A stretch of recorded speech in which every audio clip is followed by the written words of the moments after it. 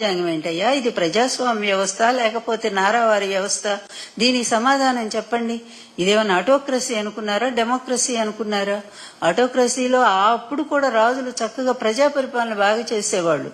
రావణుడు రాక్షసుడు అయినప్పటికీ కూడా, అతనిలో కొన్ని బలహీనతలు ఉన్నప్పటికీ కూడా అతను మరి ప్రజలు మాత్రం ఎంతో బాగా చూశారు. రావణుడు లంకలో ఉండేటువంటి తన ప్రజల్ని ఎప్పుడు నిత్యం కూడా ఆనందంగా ఉండేట్టు చేశాడట. కానీ మీరు వచ్చి ఏం చేస్తున్నారయ్యా? ముఖ్యంగా ఆడవాళ్ళు ఈ దేశంలో ఈ సనాతన సాంప్రదాయంలో ఆడవాళ్ళకి ఎంత గౌరవం ఇచ్చారో అది చదువుకున్న వాళ్ళకి అర్థమవుతుంది. మీరు అది చదువుకున్నారో లేదో తెలియదు. కానీ మీ కూటమిలోనే ఒక సనాతనవాది ఉన్నారు కదా, లక్షల పుస్తకాలు చదివిన వారికైనా తెలిసే ఉంటుంది కదా.